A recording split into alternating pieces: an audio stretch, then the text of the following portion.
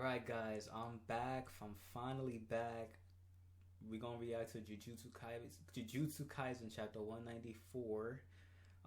Last chapter was the battle between Maki, um, Kamo, and fucking Naoya, and he turned into a cocoon. And now we're gonna see what's up with this chapter. This sort of takes me back. Things aren't there are things children can't do that are easy for adults. After you grow up, you can't even remember the time that you couldn't do it. Well, this is like that.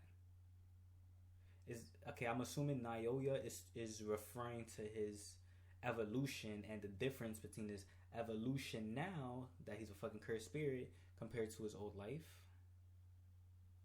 So Maki's on the ground. When have you ever been an adult? Maki says. Well, how about asking Mai? How scary. Okay, so he pissed off Maki. Maki gets up. Two arrows from his right side. He blocks them. Hey, we're in the middle of something here. Looks like Maki kicks him. Noritoshi Kamo pulling up. Does like a blood slash. Okay, that was a good hit. Is that his blood? Expending so much should kill him. Does he keep blood packs with him? I get it. He could be circulating the blood he uses externally and bringing it back that way. Bringing it back. Sorry, that way he wouldn't die of blood loss. But that must be exhausting. You're gonna die, Narutoshi. Maki, we can't afford to lose you right now. I'll hold him off. You get outside the barrier. Not gonna happen. Alright, so he's trying to sacrifice himself for Maki. You'll die. The way things are, we'll both die. I suspect you've suffered internal damage. A brief rest won't be enough. No, I'm fine. Hey, I'm not bluffing. Trust me. But I need time. I can heal my injuries. Give me 5 minutes. And the chances of victory, I'd say 8-2. Okay. Who's the 2? Me. Good enough. Okay. Alright, yo, this should get serious right now. So stay alive for 5 minutes. No promises. And actually, whether I live or die doesn't really matter anymore. Okay, I see it. Okay. So I guess he's still upset about the whole thing with Kenjaku becoming the head of the household out of nowhere. He has like an image of, I'm guessing, him and his parents holding hands. And then Naoya's just in the bottom of the page charging at them. That's an interesting little monologue from Kamo right there. I feel like he probably is hurt, actually. You know, he's a side character, so we don't really think about his point of view. But he probably is pretty hurt, especially now that he's no longer the head. You know, that was his character, and that was something that was really important to him because of his mom. If I remember correctly, his mom was like a fucking concubine. So I imagine this is some serious shit that's hitting Kamo right now. So yeah, Naoya's flying over to them. He makes like this blood net, and okay, so Noritoshi is using blood that's outside his body and then putting it back in putting it back in his body, because I don't feel like that's like a sanitary thing to do. I think your body will be infected if you slash Naoya and then put that blood right back into your body. But maybe that's not it. Maybe it's just like blood that he already spilled. Okay, Naoya's like, he's moving with his little fucking rocket. Where's Maki? I can't sense her like this. This reminds me of Toji. He's faster than anything, but in terms of toughness, he barely compares to that thing. Okay, so Noritoshi, in his opinion, he feels like... Hold on, I'm about to burp. Oh, shit, excuse me. Excuse me. Alright, so Noritoshi, in his opinion, he feels like Hanami was still stronger than Naoya now, which is very interesting. I was under the impression that Naoya is probably the strongest cursed spirit we've seen. So that's an interesting inner monologue. He curls up when hitting top speed, so his own speed won't destroy him, which increases his toughness. But due to a binding vow, he isn't that tough the rest of the time. And he reacts to the blood of blood manipulation users, which is poison to cursed spirits. Okay, he almost gets a hit off on Noritoshi. Noritoshi blocks in time.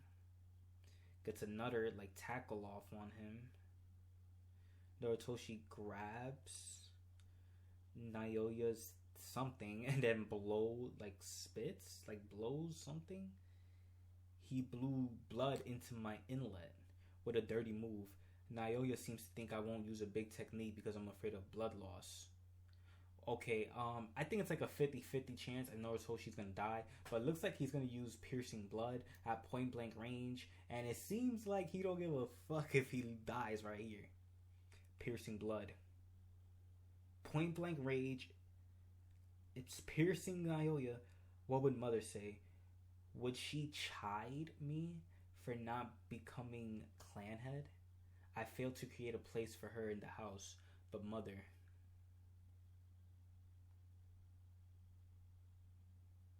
Wait. Okay. So, this is like an interesting little flashback. The one who has no place to go.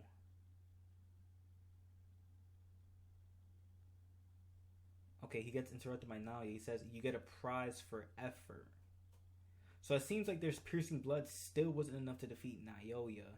And does Naoya die when I turn this fucking page? I mean, Naoya. Kamo. Does Kamo die when I turn this page? He doesn't. He gets hit with another tackle, it seems. You're persistent. If no one needs you, then burn away your life. Let my comrades burn away their lives upon my ashes. Wait, what the fuck? Okay, so there's like a pair of feet. Is that Kamo? Wait, what? Sumo katana. Okay. These two guys just appear. The one on the right looks like a kappa. The one on the left looks like just like your average everyday old swordsman. They seem to be crying, or perhaps they have like scars or tattoos. I don't recognize these characters at all. And they just appear out of nowhere to interrupt the battle. And I guess Kamo is safe, and I guess these are like more Culling Game participants. It makes sense that somebody would eventually come in to fucking interrupt the battle, considering how chaotic the Killing Games are.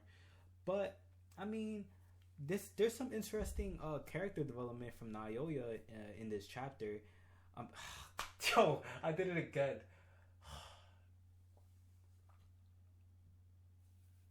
There's some interesting character development going on for Kamo in this chapter, and that's very, Kamo, honestly, he's like, for some reason, he's like very easy to forget. It's hard to remember this character. He falls into the sideline. I don't know why. He has a cool design. He has like the Brock eyes.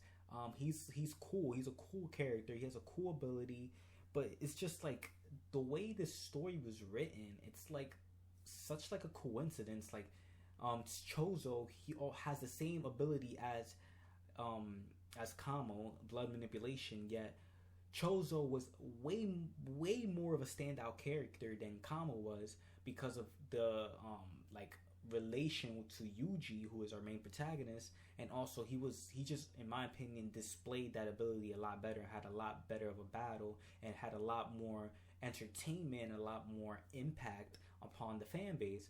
Kamo does not really have that. Kamo, he just seems like he seems like not okay. You see Naruto, like you have Team 7, and then you got the other teams, like you got random characters. You got Kiba, you got Neji, you got Lee, you got Tenten, you got fucking Kanekuro. You know how you got these different teams, and like Kamo just feels like a random character from one of those teams.